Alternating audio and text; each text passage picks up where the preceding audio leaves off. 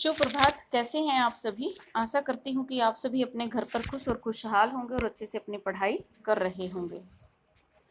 बच्चे, अब हम पढ़ रहे थे जो ध्रुव स्वामी नाटक था, उसको हमने कई दिन से पढ़ना शुरू किया है। अभी तक हमने पढ़ा था कि ध्रुव स्वामिनी जो है उसके पास एक परिचारिका आती है, फिर वहाँ पर रामगुप्त आता है। रामगुप्त से बातें करने के लिए वहाँ पर अमात्य ये आता शिखर स्वामी आता है।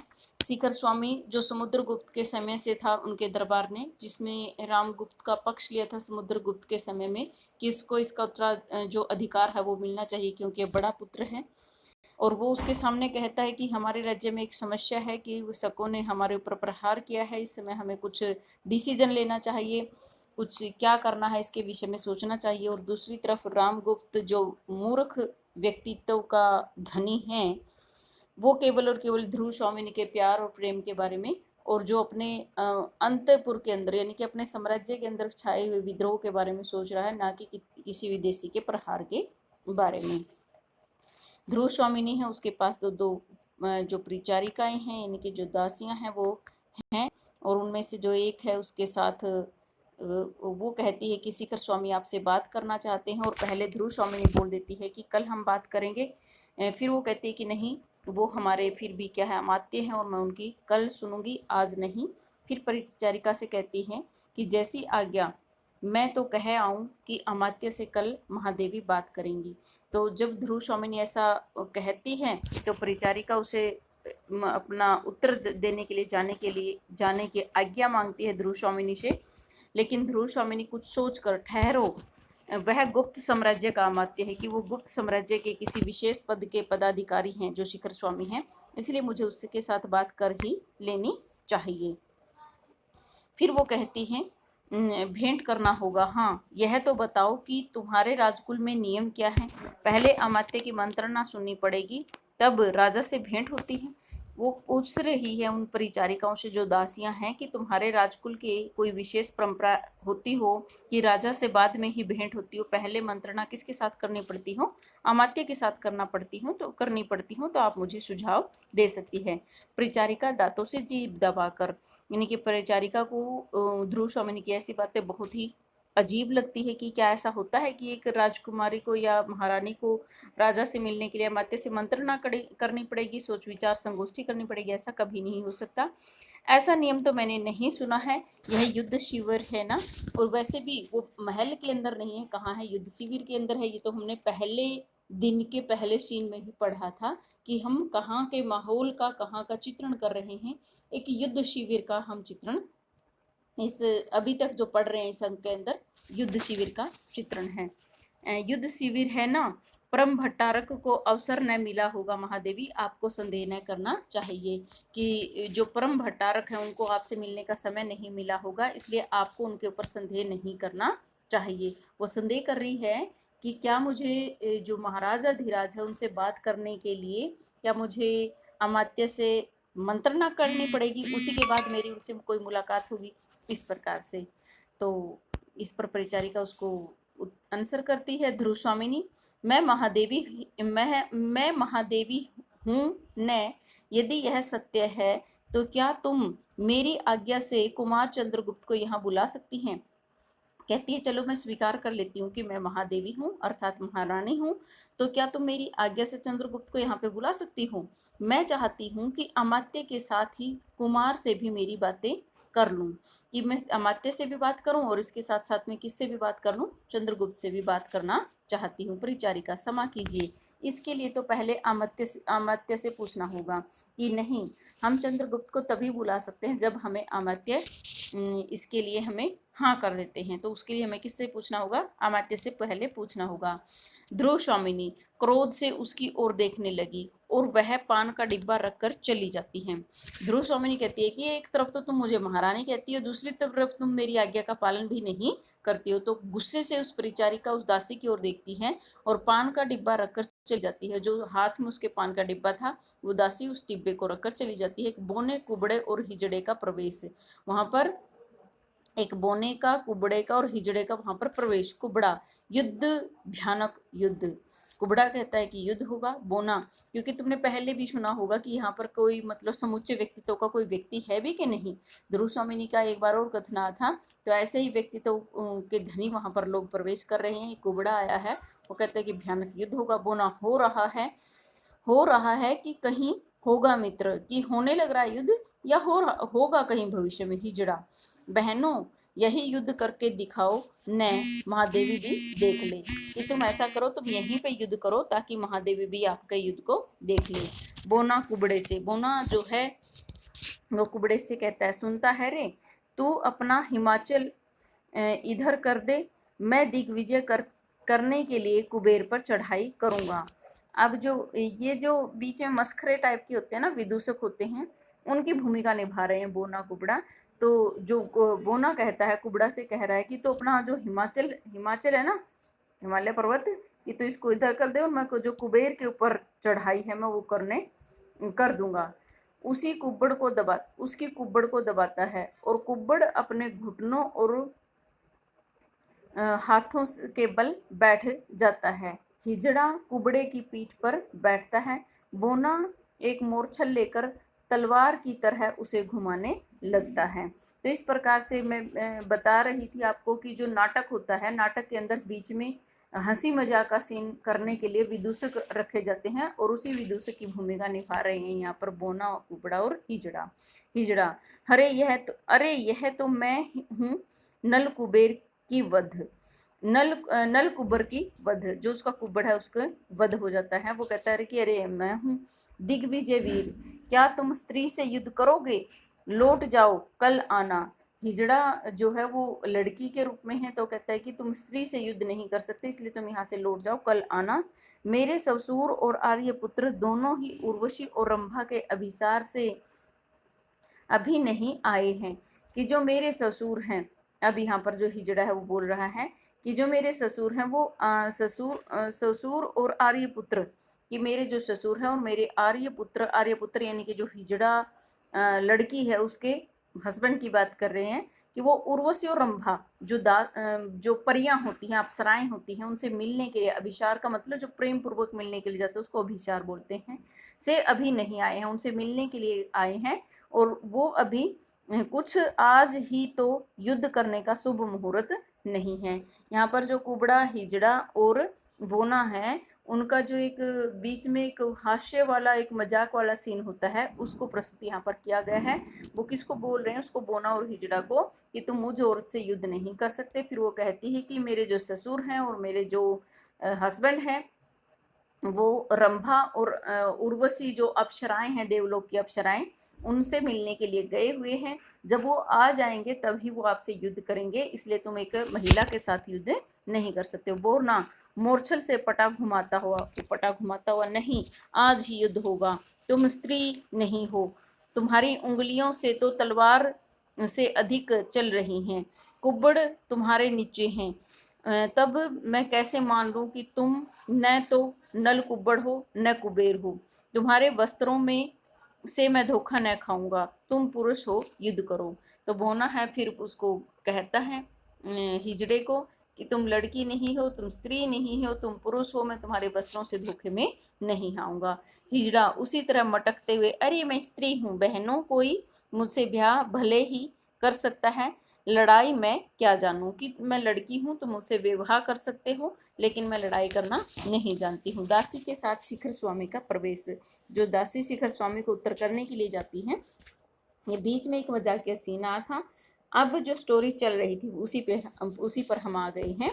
दासी के साथ शिखर स्वामी का प्रवेश, जो दासी उसको आंसर करने के लिए जा रही थी ध्रुव स्वामिनी से पूछकर, ध्रुव स्वामिनी कह रही थी कि बाद में बात करेंगे, फिर वो कहती है कि नहीं, मैं अगर वो इस राजकुल के अमात्य है तो मैं उनसे बात करूंगी। तो वो दोनों प्रवेश करते हैं ध्रुव स्वामिनी के पास। शिखर स्वामी, महादेवी की जय हो, ध्रुव स्वामिनी के पास आकर जय करते हैं।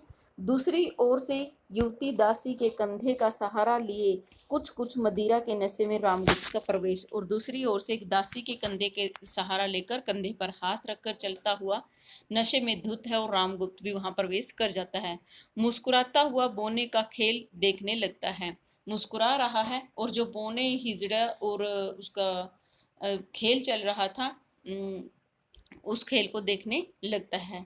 ध्रुव स्वामिनी उठकर खड़ी हो जाती है और शिखर स्वामी रामगुप्त को संकेत करता है। जो ध्रुव स्वामिनी है देखती है कि जो शिखर स्वामी है और रामगुप्त वहां आ चुके हैं, तो वो उठकर खड़ी हो जाती है और शिखर स्वामी रामगुप्त को संकेत करता है, कुछ इशारे से कुछ कहना चाहता है। रामगुप्त कुछ भर्राए हुए कंठ से, भर्राए हुए का मतलब जब आवाज है जो भर जाती है के भावों के कारण, उस समय भराए हुए कंठ से महादेवी की जय हो, ध्रुव स्वामिनी स्वागत महाराज। तो आगे से ध्रुव स्वामिनी उसका स्वागत करती है, वेलकम करती है। अपने शिविर में पहुंचने पर रामगुप्त एक मंच पर बैठ जाता है और शिखर स्वामी ध्रुव स्वामिनी के इस उदासीन शिष्टाचार से चकित होकर सिर खुजलाने लगता है। जब रामगुप्त एक मंच के ऊपर बैठ जाता है तो शिखर स्वामी जो ध्रुव स्वामिनी के इस उदासीन शिष्टाचार से सिर खुजलाने लगता है कि किस प्रकार का बिहेव यहाँ पर हो रहा है। कुबड़ा, दोहाई राजा धीराज की, हिमाचल का कुब्बड़ दुखने लगा है न, तो यह नल कुब्बड़ की बहू मेरे कुब्बड़ से उठती है और न ही यह बोने मुझे विजय ही कर लेता है। फिर क्या कहा है, कुब्बड़, यहाँ पर जो कुबड़ा था ना वो बोल रहा है, दोहराए महाराजा धीराज की कि दुहाई हो दुहाई, हमारी बात सुनो, हमारी समस्या को सुनो। हिमाचल का कुब्बड़ दुखने लगा है कि हिमाचल का जो कुब्बड़ है, मेरा जो ये कुब्बड़ है दर्द करने लगा है। न तो यह नल कुब्बड़ ही की बहू मेरे कुब्बड़ से उठती है, कि ना तो ये मेरे कुब्बड़ से उठ रहा है जो उसके ऊपर बैठा हुआ था, और न ही यह बोने मुझे विजय ही कर लेता है, और ना ही जो ये बोना है मुझे विजय करने देता है। रामगुप्त हंसते हुए, वारे वामन वीर, यहाँ दिग्विजय का नाटक खेला जा रहा है था क्या? अच्छा, यहाँ पर दिग्विजय का मतलब सभी दिशाओं पर विजय पाने का तुम नाटक खेल रहे थे, हंस रहे हैं उसको देखकर। बोना अकड़कर, वामन की बलि विजय की गाथा और वामन की बलि विजय की गाथा और 3 पगों की महिमा सब जानते हैं। वामन जो हमारे पुरानी ग्रंथों के अंदर हमने जो कथा सुनी है कि 3 कदम उसने जमीन मांगी थी जिसमें धरती आकाश और पाताल सबको उसने जीत लिया था, कि 3 पगों की महिमा को सब लोग जानते हैं। मैं 3 लात से इसका कुब्बड़ सीधा कर देता हूँ। को यहाँ पर बोना कह रहा है कि आप उसी तरह से यदि मुझे कहें, मैं आपको 3 लातें यहाँ पर मांग रहा हूँ और उस कुबड़े के कुब्बड़ को सीधा कर दूंगा। कुबड़ा, लगा दे भाई बोने, फिर यह अचल हेमकूट बनना तो छूट जाए, कि ठीक है भाई तू अपनी 3 लात लगा और जो मेरे ऊपर ये हेमकूट बना हुआ, हेमकूट यानी कि बर्फ से बना हुआ जो एक शिखर, यानी कि कुब्बड़ तुम समझते हो एक शरीर का उभरा हुआ भाग होता है, कि ये बनना नहीं चाहिए, इससे तो पीछा छूटे, तुम लात लगाओ। हिजड़ा, देखो जी मैं नल कुब्बर की वधू इस पर बैठी हूँ, कि मैं नल कुब्बर की वधू हूँ और मैं इसके ऊपर बैठी हूँ। बोना, झूठ, युद्ध के डर से पुरुष होकर भी यह स्त्री बन गई है। बोना कहता है कि ये लड़की नहीं है, ये मेरी कोई वधू नहीं है, ये पुरुष है, ये केवल युद्ध से डरती हुई, मुझसे युद्ध डरती हुई स्वयं को स्त्री कह रही है। हिजड़ा, मैं तो पहले ही कह चुकी हूँ कि युद्ध करना नहीं जानती, कि मैं लड़की हूँ, मैं स्त्री हूँ, इसलिए मैं युद्ध करना नहीं जानती हूँ। फिर बोना कहता है, तुम नल कुब्बर की स्त्री हो न, तो अपनी विजय को उपहार समझकर मैं तुम्हारा हरण कर लूंगा। फिर बोना उसे कहता है कि तुम नल कुब्बर की स्त्री हो ना, स्वीकार किया हमने इस बात को, तो मैं अपनी विजय को उपहार समझकर, क्योंकि विजय कौन पा रहा है, उसके ऊपर बोना पा रहा है ना, तो वो कह रहा है कि मैं अपनी विजय का उपहार समझकर, विजय में कुछ तो मिलता है, तो मैं तुम्हारा हरण कर लेता हूँ। हिजड़ा को बोलता है, और लोग की ओर देखता हुआ उसका हाथ पकड़कर खींचता हुआ, ठीक होगा ना, कदाचित यह धर्म के विरुद्ध न होगा। क्यों नहीं होगा? क्योंकि जो व्यक्ति युद्ध के जीत लेता है तो वहां की संपत्ति के ऊपर चाहे कुछ भी हो उसको वह छीन सकता है, उसका वह अपहरण कर सकता है। इसी प्रकार का कौन कर रहा है यहाँ पर? बोना कर लेता है। क्यों? क्योंकि जो हिजड़ा होता है बार बार अपने स्वयं को स्त्री बता रहा है, नल कुब्बर की स्त्री बता रहा है। यदि कुब्बड़ और बोने के अंदर लड़ाई होती है तो उसकी सारी संपत्ति उसकी होती है, यानी कि उसकी जो वधू है अर्थात जो हिजड़ा है उसके ऊपर अधिकार किसका हो गया? बोने का। अब इसने कहा है कि ये तो बिल्कुल भी गलत नहीं होगा, धर्म के विरुद्ध भी नहीं होगा, क्योंकि धर्म के अनुसार जो युद्ध को जीत जाता है उस हारे हुए की संपत्ति उसकी हो जाती है। रामगुप्त ठठाकर हंसने लगता है और उनके इस मजाकिया सीन के ऊपर रामगुप्त जो पूरे इतने बड़े साम्राज्य का जो राजा है वो बेवकूफ हंसने लगता है। ध्रुव स्वामिनी क्रोध से अकड़कर, और ध्रुव स्वामिनी को जब ये बात वो सुनती है कि उसकी पत्नी को ये खींच कर ले जाता है तो उसको क्रोध में अकड़कर गुस्सा आता है। निकालो, निकालो, अभी निकालो, यहाँ ऐसे निर्लज्जा का नाटक मैं नहीं देखना चाहती हूँ कि तुम मेरे शिविर से यहाँ से निकल जाओ। गुस्से से कहती है ध्रुव स्वामिनी, मैं ऐसे निर्लज नाटक जहां पर स्त्रियों का ऐसा अपमान होता हो, मैं ऐसे निर्लज नाटक नहीं देखा करती हूँ। शिखर स्वामी की ओर भी सक्रोध देखती है, सक्रोध का मतलब क्रोध के साथ देखती है। शिखर के संकेत करने पर वे भाग जाते हैं, और जब शिखर स्वामी उन्हें संकेत करते हैं तो बोना, हिजड़ा और कुबड़ा वहां से भाग।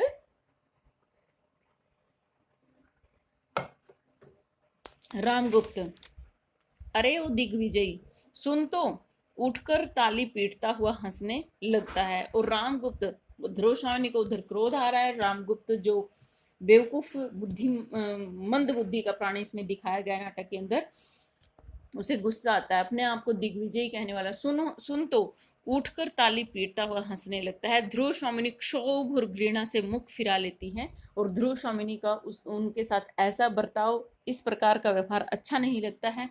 उसे गुस्सा आता है, नफरत होती है, और वो उधर से मुंह फेर लेती है। शिखर स्वामी के संकेत से दासी मदिरा का पात्र ले जाती है, और जो शिखर स्वामी संकेत करता है तो दासी जो है मदिरा के पात्र को ले जाती है। उसे देखकर प्रसन्नता से आंखें फाड़कर शिखर की ओर अपना हाथ बढ़ा देता है। उसे देखकर प्रसन्नता से आंख फाड़कर शिखर की ओर अपना हाथ बढ़ा देता है। अमात्य, आज ही महादेवी के पास मैं आया और आप भी पहुंच गई। कौन कह रहा है सर? रामगुप्त की खुशी के साथ उसके साथ देख रहा है, और साथ में कहता है कि आज ही मैं आया हूँ महादेवी से मिलने के लिए और आप भी आज ही पहुंच गई। यह एक विलक्षण घटना है, यह एक अनोखी घटना है ना, है न? पात्र लेकर पीता है, और जो पात्र पीने का, जो मदिरा को पीने का जो पात्र है वो उठाता है और शराब पीने लगता है। शिखर स्वामी, देव, मैं इस समय एक आवश्यक कार्य से आया हूँ, कि मैं यहाँ वैसे ही नहीं आया हूँ, मैं एक आवश्यक कार्य से आया हूँ। रामगुप्त, ओह मैं तो भूल ही गया था कि इस बर्बर सकराज का क्या चाहता है। मैं आक्रमण न करूं, इतना ही तो, जाने दो, युद्ध कोई अच्छी बात नहीं होती। अब रामगुप्त कहता है कि सकराज यही चाहता है कि मैं उसके ऊपर आक्रमण ना करूं। ठीक है, इतना ही तो बात है, जाने दो, युद्ध कोई अच्छी बात भी नहीं होता। शिखर स्वामी, वह और भी कुछ चाहता है, कि वो केवल इतना नहीं चाहता, वो कुछ और भी चाहता है। कौन कह रहा है ऐसा? शिखर स्वामी। फिर रामगुप्त, क्या कुछ सहायता भी मांग रहा है क्या इसके बदले? क्योंकि हमने पहले पढ़ा ना, वहां से कोई संधि पत्र लेकर आया हुआ था, उस संधि पत्र में और क्या कहा गया है इसने खुद पढ़ भी चुका है रामगुप्त, लेकिन फिर वो प्रश्न पूछ रहा है, क्या कुछ और भी मांग है? शिखर स्वामी सिर झुकाकर गंभीरता से कहता है, नहीं देव, कोई और सहायता मांगता है तो हम और सहायता भी करेंगे। नहीं देव, वह बहुत ही असंगत और अशिष्ट याचना कर रहा है। शिखर स्वामी कहता है कि वो बहुत ही गलत और जो असभ्य चीज है वो मांग रहा है। रामगुप्त, क्या कुछ कहो भी, ऐसा क्या मांग रहा है बताओ? शिखर स्वामी, समा हो महाराज, दूत तो अवध्य होता ही है, इसलिए उसका संदेश सुनना ही पड़ा। कि दूत का जो संदेश होता है वो तो अबध्य होता है, हम उसको रोक नहीं सकते, बाध्य नहीं होता, वो अबध्य होता है। यहाँ बाध्य और अबाध्य शब्द के अंतर, बाध्य का मतलब बंधा हुआ नहीं होता, कि हम उसको कह दें कि हम तेरा मैसेज नहीं सुनेंगे, वो अबाध्य होता है। जो उसको सूचना दी जाती है उसकी मजबूरी होती है कि अगले के दरबार में जाकर उस बात को सही उसी प्रकार से पेश करे जैसे उसको वो संदेश लेकर आया है, उसका संदेश सुनना ही पड़ा। वह कहता था कि सकराज से महादेवी ध्रुव स्वामिनी का रुक कर ध्रुव स्वामिनी की ओर देखने लगता है। फिर क्या कहता है? सकराज से महादेवी ध्रुव स्वामिनी का, कि सकराज से महादेव ध्रुव स्वामिनी का, ऐसा कहकर रुक जाता है, ध्रुव स्वामिनी की ओर देखने लगता है। ध्रुव स्वामिनी सिर हिलाकर कहने की आज्ञा देती है, फिर वो कहती है कि ठीक है आप बोलिए बोलिए, वो उसको आज्ञा देती है। विवाह संबंध स्थिर हो चुका था, कि विवाह संबंध था जो वो स्थिर हो चुका था, यानी कि ध्रुव स्वामिनी का विवाह किसके साथ होने वाला था, सकराज के साथ। बीच में ही आर्य समुद्रगुप्त की विजय यात्रा में महादेवी जी के पिताजी ने उपहार में उन्हें गुप्त कुल में भेज दिया था, इसलिए महादेव जी को वह, अब आप समझ में आ ही गए होगा, यानी कि बिल्कुल क्लाइमैक्स वाली बात यहाँ पर आई है। क्या कहता है, जो शिखर वहां से सकराज का जो संधि पत्र था उसमें क्या लिखा गया था कि मेरे पास ध्रुव स्वामिनी आनी चाहिए। क्यों आनी चाहिए? ध्रुव स्वामिनी की स्टोरी को जानिए आप पीछे से, कि ध्रुव स्वामिनी सकराज के साथ सकराज के साथ जिसका रिश्ता तय हो चुका था, तो उसी समय क्या हुआ था कि चंद्रगुप्त अपनी विजय यात्रा को लेकर निकला था, और विजय यात्रा के दौरान जो सकराज था उसने हार स्वीकार कर ली, और हार स्वीकार करने के बाद जो अभी हम एक हास्य वाले मजाकिया सीन में देख रहे थे कि हारे हुए की संपत्ति सब कुछ किसकी हो जाती है, जीते हुए की हो जाती है, ऐसा ही कुछ ध्रुव स्वामिनी के साथ हुआ, और सकराज ने अपनी हार स्वीकार कर ली, और समुद्रगुप्त जो रामगुप्त का पिताजी था उसको, जो ध्रुव स्वामिनी के पिताजी हैं, वो उसे एक उपहार स्वरूप उसके साथ भेज देते हैं, क्योंकि ध्रुव स्वामिनी जो बहुत ही सुंदर लड़की होती है उन्हें गुप्त कुल में भेज दिया जाता है, इसलिए महादेवी को वह। अब आगे तुम देख रहे हो कि इसमें डॉट डॉट डॉट लगे हुए हैं, इसका मतलब आगे की वह महादेवी को वह क्या चाहता है, अपनी पत्नी बनाना चाहता है, क्योंकि पहले रिश्ता किसके साथ तय हुआ था, सकराज के साथ तय हुआ था। मेरे ख्याल से आपको ये सारी बातें जो मैं बताना चाहती हूँ समझ में आ गई होगी। रामगुप्त, ए क्या कहते हो अमात्य, कि ये क्या कह रहा है अमात्य? रामगुप्त को ऐसा लग रहा है, क्योंकि रामगुप्त भी तो किससे स्नेह करता है, ध्रुव स्वामिनी से, क्या वह महादेवी को मांगता है? इसका मतलब वो महादेवी को मांग रहा है शिखर स्वामी। जी हाँ, साथ ही वह अपने सामंतों के लिए भी मगध के सामंतों की स्त्रियां मांगता है, और इतना ही नहीं, और क्या मांग रहा है वो, कि अपने सामंत जो उसके राज्य के अंदर जो पदाधिकारी है, सामंत आपने हिस्ट्री में बहुत बार शब्द सुना होगा, वो अपने सामंतों के लिए आपके यहाँ जो सामंतों की स्त्रियां हैं उनको भी मांग रहा है। यानी कि हमारे इतिहास में किस तरह से औरत को एक विलासिता के रूप में, विलासिता का साधन माना जाता था, केवल अपनी तृप्ति की एक वस्तु माना जाता था, उस चीज को भी यहाँ पर स्थिर रूप से उसी भाव को, उसी भावना को यहाँ पर चित्रण किया गया है, कि हमारे मध्यकाल में महिलाओं की क्या स्थिति थी, उस ओर भी इशारा कर रहा है ये नाटक। केवल अपनी विलासिता या अपनी इच्छा पूर्ति का एक साधन, एक वस्तु के रूप में यहाँ पर चित्रित किया गया है। अब रामगुप्त सांस लेता है, ठीक ही है, जब उसके पास सामंत है तब उन लोगों के लिए भी स्त्रियां चाहिए, कि ठीक है, अगर सकराज को ध्रुव स्वामिनी चाहिए और उसके पास यदि सामंत लोग रुके हुए हैं तो उन्हें भी स्त्रियां चाहिए, इसमें क्या आश्चर्य की बात है। हाँ, क्या यह सच है कि महादेवी के पिता ने पहले सकराज से इसका संबंध स्थिर कर दिया था?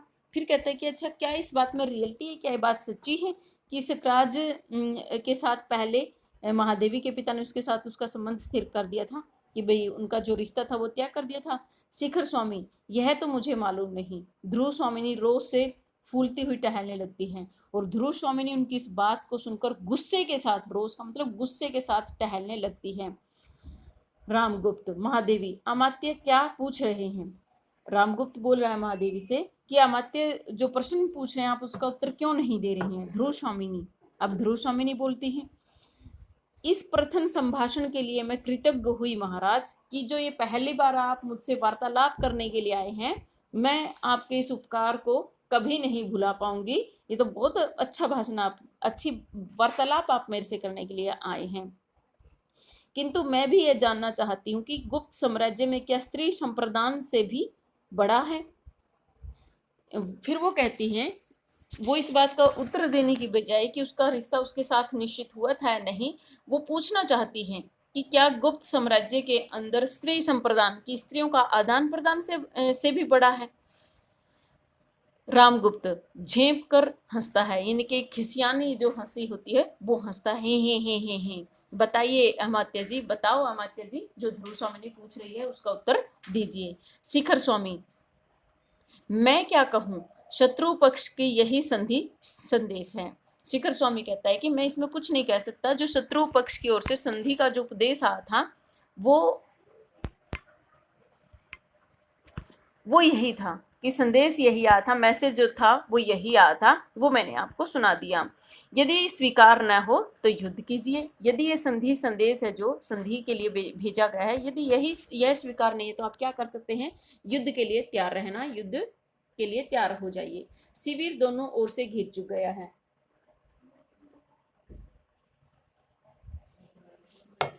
और जो हमारा ये युद्ध शिविर है वो दोनों ओर से घिर चुका है, यानी कि जो शक है उन्होंने दोनों ओर से इसको घेर लिया है। उसकी बातें मानिए और मरकर भी अपनी कुल मर्यादा की रक्षा कीजिए। और उसकी बात मान लीजिए और मरकर भी, यानी कि अपनी जान देकर भी हो सके तो अपनी कुल की मर्यादा की रक्षा कीजिए, दूसरा कोई उपाय नहीं है। कि उसकी बातें मानिए, या तो उसकी बातें स्वीकार कर लिया। बातें क्या थी, ध्रुव स्वामिनी और अन्य स्त्रियों का भेजना, या फिर मरकर भी, या फिर अपनी जान दे दीजिए कुल की मर्यादा के लिए। कुल की मर्यादा, क्योंकि हमेशा कुल की मर्यादा की रक्षा में सबसे पहले औरतें आती हैं। या तो अपनी औरतों को वहां भेज दीजिए, या अपनी कुल की मर्यादा यानी कि ध्रुव स्वामिनी और अन्य स्त्रियों की रक्षा करते हुए अपनी जान को जोखिम में डालकर युद्ध के लिए तैयार हो जाइए। और कोई दूसरा इसके अलावा हमारे पास उपाय नहीं है। आशा करती हूँ कि यहाँ तक का जो नाटक है वो आपको जरूर समझ में आया होगा। इससे आगे हम कल चर्चा करेंगे। धन्यवाद। जय हिंद, जय भारत। घर में रहें, सेफ रहें, खुश रहें और खुशहाल रहें।